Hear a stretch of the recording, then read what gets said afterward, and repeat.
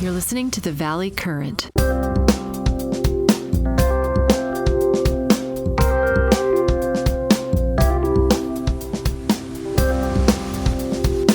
What number of hours do you actually get out of that? It's actually under a million hours. It's 24 hours to a day, and you end up with in a good 100-year life less than a million hours. And for a while, I've been talking about this idea of growing your 7 essences, which is a thought I've had for a while, that if you really look at what's important in what you are able to do for yourself, you really should be working on your HQ, which is your health quotient, your IQ, which is your intelligence quotient. You all certainly have high intelligence quotients, or you wouldn't have been able to get into Stanford. Your EQ, which is your emotional intelligence quotient. Your PQ, which is kind of your passion quotient. Your AQ, which is your ambition quotient. Most people focus on the next one, which is FQ, sometimes called financial quotients. More people more generally like to call it freedom quotient. And then your CQ, which is your consciousness quotient. Some people like to call it your community quotient or your creativity quotient, which is soulful and spiritual. So I've been saying to my daughters for a while now, they're married, but when they were dating back, decades ago, now they're married with kids. I'm a grandfather with 5 grandchildren. And the latest one literally was born just a few months ago. So they laugh at me about this. But when they were teenagers, that's how long I've been thinking about this stuff, I said, you should be thinking about trying to match with someone that has also grown their essences and that has a good health quotient, a good intelligence quotient, a good emotional intelligence, and so on. And they laughed and said, you can never find someone that has all 7 of these, and ultimately you'll have to settle. And we would sometimes play the game of, well, how many people out of 100 people that you meet are actually going to have these pairs of characteristics? Like, they're going to be sane and sober, they're going to be smart and savvy, they're going to be sensitive and supportive. These pairs, all the way right up to soulful and spiritual. And they said, you're just not going to find, and of course, this becomes a lesson about you yourself have to be working on these 7. And, this was me back when I was first in law school. This is what I looked like. You can kind of compare what's happened over time. You do lose a lot of your hair. You hopefully don't lose your smile. But that was my first bank account back in the day that I was at UCLA in Los Angeles. The savings bank in Santa Monica, California is out of business now, but they used to give you this card with a picture on it. It was not a smart card. It was just a plastic identification card that was associated to a bank account. So the 7 essences is driven around Maslow's hierarchy of needs, and this idea that I think right now, all of our basic needs and most of our psychological needs are pretty much met. And we're at this top layer, and we have to look at what we can do to fulfill this top layer in a way that allows ourselves to have the greatest degree of success with our human potential. So we've been through these numbers. It's not a lot. It gets even less when you think about sleep taking out about a third. Right? If you do get 8 hours of sleep, I think most people don't. 8 hours of other activities associated with having your life, like feeding yourself and caring for yourself, brushing your teeth, doing all the hygiene things that we do. And then maybe if you're lucky, you might actually get 8 hours of actual thinking time. That is the time that you spend actually thinking about what it is that you're going to engage in to carry out your human potential. So conceptually, it's not really a million hours in terms of your time to become a thought leader in the area of expertise that you engage in. And of course, thinking is many different things for many different people. For some people, it's about inspiring others. For other people, it's about coming up with great concepts. For some people, it's about inventing. You can break that time up even further, but it's not a lot of time. And if you say, well, how many years do you actually get? Because you take up a lot of time preparing for a profession or preparing in some ways. Maybe you're lucky getting maybe 40 years. If you're lucky, I'm actually going on 50 years of being in the law and business profession. Most lawyers fall out of it a lot sooner.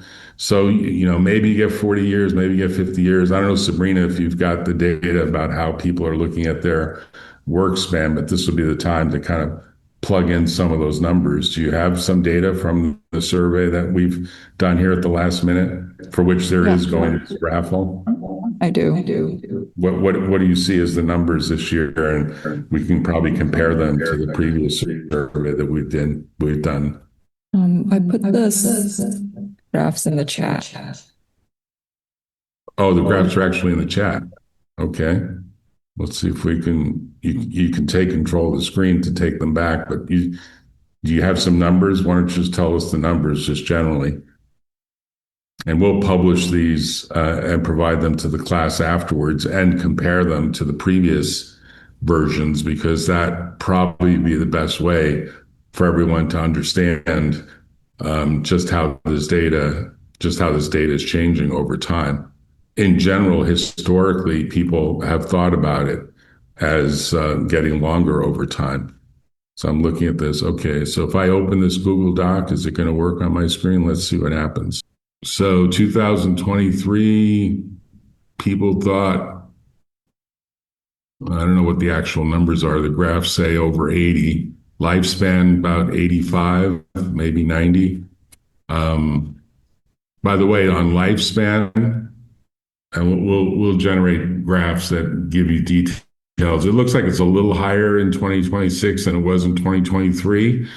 I can tell you right now that the expectation over the next 10 years is that about, in America, at least in the United States, there's about 14.9% of individuals that are still alive and are over 80. Americans are over 80 years old, about 15% of the population. The expectation in the next 10 or so years is that it's going to about 30%. It's going to double. People are living longer, and the kind of average age is inching up. Now, we've had, some crises here in terms of COVID, and maybe that's stopped, maybe it's over, but pandemics are probably not over. So what is it, 89.7, Sabrina, in real time? 2023 was 89.7, and 2026 is a little higher. 92. Okay, so I'm misreading the graph. So, this is a sample of a class that has a certain age range. So we're doing this in real time, as you can tell, which is okay. But it's inching up, right? It's inching up a little. So if you go to the next one, which is about health span, the numbers are people expected to be at least 81 years of health span in 2023. And in 2026, it's actually lower. Probably not statistically significant. Probably say that's about the same. Probably the lifespan being a little longer is kind of interesting. And then we do brain span, right? So you can kind of think of it as you can stay alive to the age of 92. And these are just averages, right? That you've taken, Sabrina? You just took an average, or are these the medians? These are just averages, right?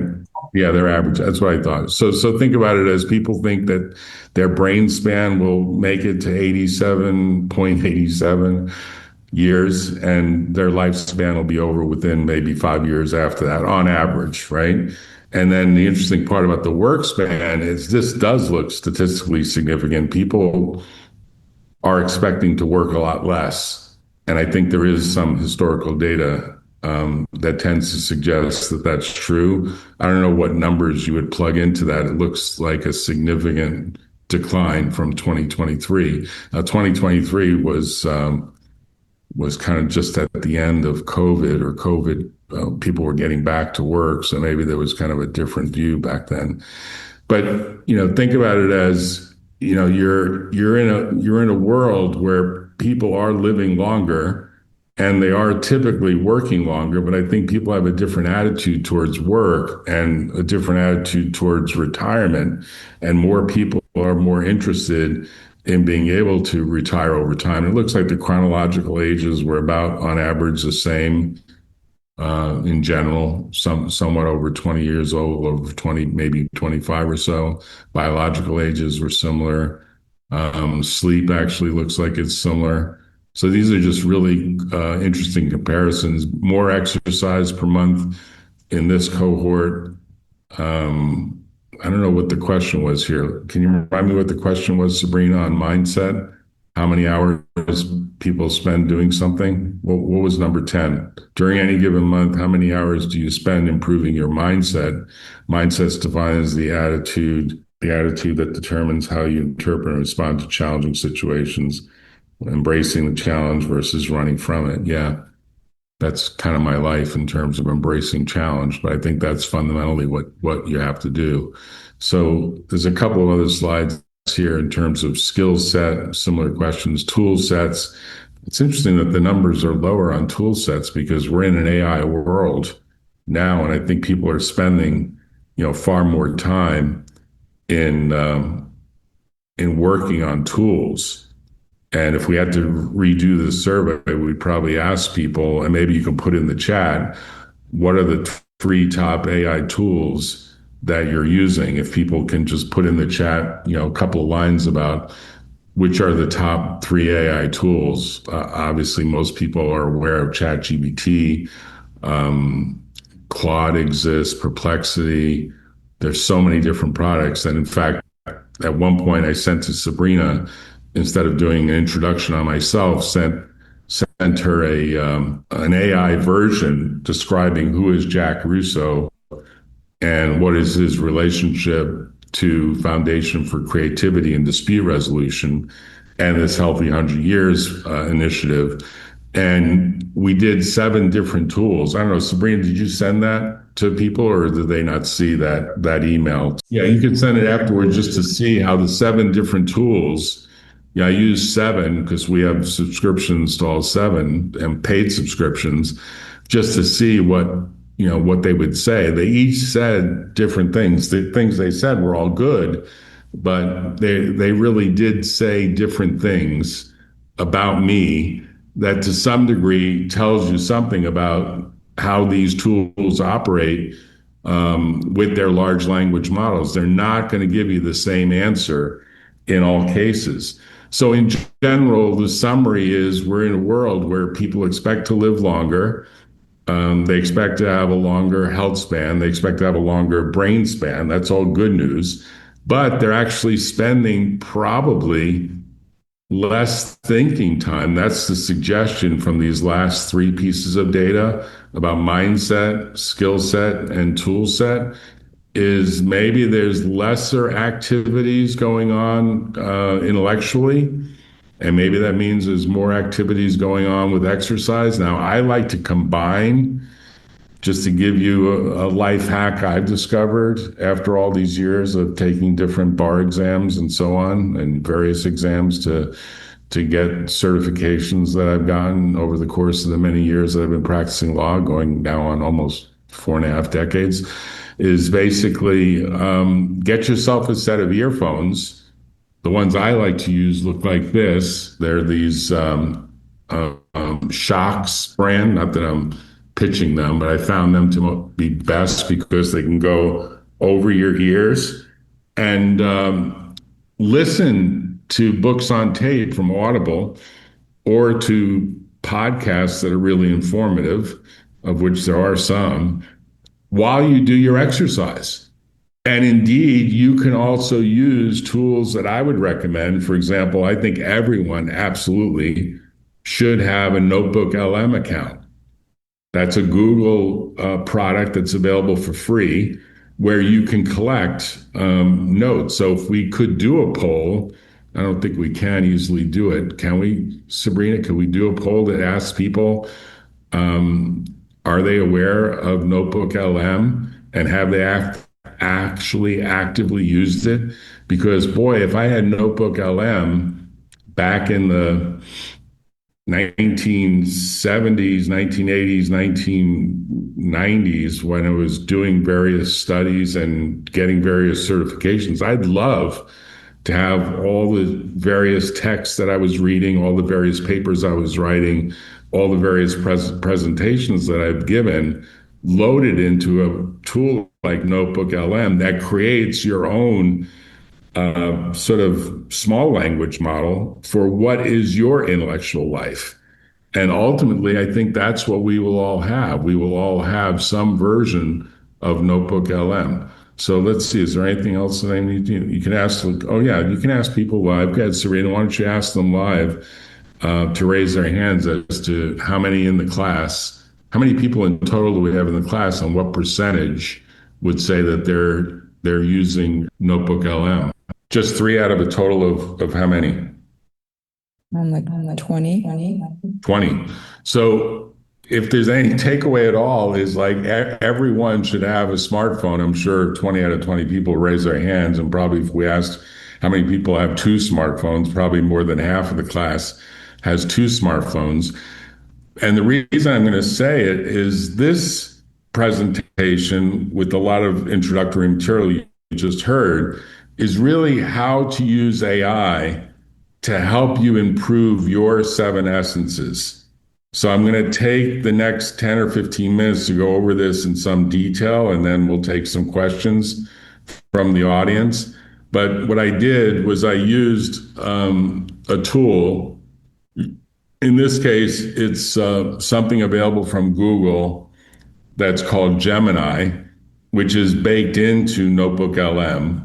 So NotebookLM is like the repository, and Gemini is the engine. So think of NotebookLM as kind of the tractor trailer truck that carries all the data, and Gemini is the engine that kind of runs the truck, and that's that store of information that's on it. And within Gemini, there's a tool that's called Nano Banana, kind of a goofy name if you ask me, but they decided to do that. And Nano Banana enables you to build these beautiful graphs. And I'm going to show you the organization of this in a second, but I want to sort of jump to the beginning of this, because the beginning of this is back in the 80s, things were very mechanical. And the work that you did was typically associated with a bunch of hardware. And now we're in the 2020s, and soon enough we'll be in the 2030s. We're already in 2026. And really, what you could argue all of these AI tools are doing is they're enabling a collection of minds to work together to improve the way knowledge is stored, managed, retrieved, and taken advantage of very quickly. So every time you log into ChatGPT, every time you log into Claude, which is an Anthropic product, every time you log into Gemini, which is a Google product, every time you log into Copilot, which is a Microsoft product. I mean, the only player that's absent from this field right now is Apple, and they'll probably introduce a product shortly. People said they were going to buy Perplexity, but that doesn't appear to be in the cards. But every time you connect up with one of these providers, you're effectively connecting up to millions, if not tens of millions, and perhaps, even billions of minds that have provided information that is now being taken advantage of by the AI engine. And that collection is enabling hardware and software to extend your brain. So think about it for a second in terms of these seven essences, because this is the way I've set up my AI system, my personal AI system, which is I actually want AI to help me track my health quotient. So within NotebookLM, I have a folder that's called HQ. The two sort of descriptors that we used in the presentation was called sane and sober. I add the word strong. I want to remain sane and sober and strong, all three, kind of like a three-legged stool, which means I spend 3 hours of time doing the exercises I've described. And in today, it was also a half hour of actually lifting weights while listening to a book on tape. So I try to do 2-for-1s where I get some additional advantage beyond just health quotient into intelligence quotient, because you become a smarter person over time. You become a more savvy person over time. And the third descriptor might be you become a more strategic person over time.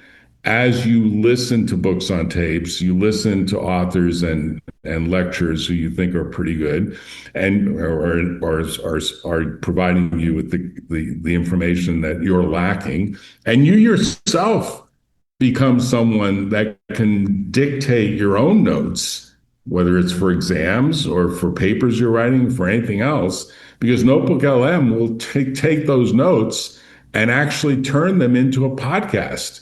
And the three people that know how to use NotebookLM hopefully will become mentors to those that are interested in learning more and want to do some hands-on stuff. But think of it as you're building this set of files about yourself. And in theory, you can do this. I didn't do it when I met Dr. Lee Suter, who's my lovely wife, who has helped me put this presentation together. She's here listening to this, and she's very appreciative. But you could build a file on the person that you're maybe thinking might be your life partner.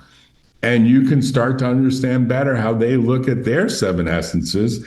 And I have a theory that in the future, those file folders will become far more valuable and represent your mindset on those 7 very important aspects of being a human that will fundamentally be of great import to anyone that you have any serious relationship with, including, for example, a business partner, potentially even an employer, and certainly close friends, and certainly people that might become life partners. So I've generated this. Unfortunately, AI kind of makes mistakes and it does some hallucination. So it didn't get the labeling right. It's the same idea as the 7 essences. It's the same concept of we're looking to put together a way for people to think about 7 essences where the foundation is health quotient. Without health, you really can't get any of these other essences to work. I mean, look, if you're terribly injured, I don't know that your IQ and your EQ are going to improve, although I think there are some people that find sometimes something that limits your health actually produces larger, better outcomes on other essences. That's kind of a separate topic for a separate day. So ignoring all of the mistakes that were made on the automation of the labeling, think of it as, imagine that AI is helping you build a file folder system of important knowledge that is going to become wisdom for you over time about how your health hopefully is improving, how your intelligence is improving, how your emotional intelligence is improving, and how all the other essences, there are 4 more, PQ, which is your passion quotient, AQ, which is your ambition quotient, FQ, which is your financial quotient or your freedom quotient, or some people call it your fun quotient. And then at the top is CQ, which is your consciousness quotient, which is how are you helping the ultimate evolution of life? Because ultimately we're in a very interesting place in time right now where we are experiencing artificial intelligence that's heading to what's called artificial general intelligence. So AI is becoming AGI, and that to me is a serious transition where everyone needs to actually imagine that they're going to have a co-partner that effectively is a collection of other people's minds that they have access to. And where it kind of takes you to is you're going to have to manage yourself in the best way that you can do it to keep your health to be as positive as possible. And what's going to happen is probably you're going to get a little bit like me, which is I actually wear two different watches. One is the Apple Watch, of course, that's connected to the Apple ecosystem that tells you something about the metrics that Apple collects. But actually, right now, I think Android and Samsung have the better watch for doing the 7 by 24 collection of data that they collect. And ultimately, all that data is going to make its way into that HQ folder and ultimately to probably your medical professionals who are going to flag things that are changing in the wrong direction over time. They should also flag things that are changing in the right direction over time. And the medical profession is going to become very plugged into that sensor data and ultimately is going to pay a lot of attention to that sensor data or the AI system that is looking at that data closely on a daily, if not hour by hour basis, is going to pay a lot of attention to what's going on and to enable these systems to provide a lot more information about what's happening. Now, you could take that same principle and say that AI is going to help with learning. So IQ is going to be self-improving and not necessarily based so much on classes that you attend, because a lot of it's going to be along the lines of what classes do you co-create with the AI system itself. And then layer three, in terms of emotional intelligence, will be what do we learn that makes us better human beings in interacting with other human beings. And you may remember that the pair of terms is sensitive and supportive. I haven't quite come up with the third term. I mean, I'll give people a chance to put in chat what they think the third term should be if we're doing this three-legged stool and now extending what are otherwise these pairs of S words, sane and sober and strong, smart and savvy and strategic. What do you think is sensitive and supportive and the third S term? If anyone's got an idea, but think of it as you're trying to build a structure that people will better understand and that will allow them to be better human beings interacting with other human beings. Now, the interesting part of this is many of the AI systems are trying to build in emotional intelligence to the way in which the AI interacts with you as a human being. So you'll often see ChatGPT or Claude say, that's a really good question. Let me break it down for you. And they'll try to interact with you like they're another human. And that's intentional. That's baked into the system. And Professor James Landy in the D School at Stanford teaches a course that's fundamentally about how to build emotional intelligence into AI systems that are in development at the design school. And for anyone who hasn't visited the design school, and in particular gone to the AI hackathon classes that he holds, where literally people spend the day hacking together a particular vertical application and try to build it with a user interface that's going to work. I would say that would be one of the reasons to spend time at Stanford would be to visit that, because that is part of the future of what's happening with AI. So think of it as we're kind of in a world where over time, AI is going to help us amplify our emotional intelligence and maybe give us feedback along the way. For example, it might say to me that I'm going too fast in this presentation. It might say to me, I've asked Sabrina to do too much and piling onto her all this statistical work that we asked her to do to the end. So I apologize, Sabrina, for doing that to you in such a short period of time. And I appreciate your ambition in trying to get it done in time. And ultimately, it gives you a way to think about how to be a better human being and interacting with other human beings. And that becomes pretty important when you're involved with other people on teams, which is mainly what people do in organizations, whether it's a startup company or a big Fortune 500 company. You have to actually be a good team player to expect to do well in that setting, in either of those settings.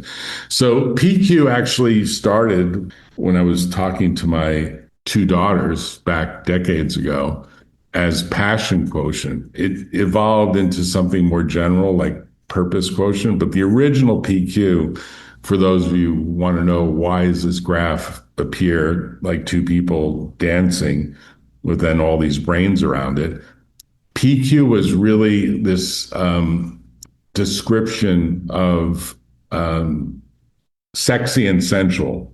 And some people say, well, you really can't do that as part of a professional lecture, that you shouldn't be telling people that they should evaluate themselves. Lee's like, yeah, I'm the one who told you that, and you're going off script here. But it is true to say that if you are trying to match with the right life partner, typically PQ is pretty important. And I think there is a third term, like sexy, sensual, and seductive is the third term that I come into. I haven't figured out the one that needs to be done on EQ, but on PQ, I think it's sexy, sensual, and seductive. And you have AI to help you. I think AI will help you improve even in this aspect of your life. And the reason for it is there's a lot of contribution in the literature, a tremendous amount of contribution in the marriage literature, because the divorce rates are so high. Almost globally, they're high. In the U.S., they're terribly high. Like the divorce rates right now for first marriages is over 50%. The divorce rates for second marriages is over 55%. The divorce rate for third marriages is over 60%. The largest population segment getting divorced are people in their 70s that often have been married for many years. It's like an amazing story. I mean, there's a footnote to this. So we have two sets of friends on the same street where we live, and both couples who are really both at retirement age are getting divorced. Like, it's shocking, and what the disruption is for families, for kids, and so on. So studying this is somewhat important, and seeing whether AI can help is something that makes sense. And I do think this idea of a tool like NotebookLM collecting information that's relevant becomes quite important. So then layer 5 is this idea of ambition quotient, and it's this two descriptors I call secure and self-aware. And for most people, it's like climbing Mount Everest. It's like getting to the point where you carry out some mission that some people run marathons, some people swim, some people do other things. For some people, it's all about business ambition. But you have to build a sense of being secure and self-aware. And I think the third S term would be self-improving. That is, you're always in this mode of self-improving. You're monitoring what you're doing. So if you're able to run 5 miles and you can extend it, like today, I actually put another 25 pounds of weight on the gym bars, and I thought, oh man, this is going to be hard. But I was able to do it, and I actually surprised myself. So there was like a self-improving activity at the gym. And those metrics can all be managed and captured and analyzed by AI.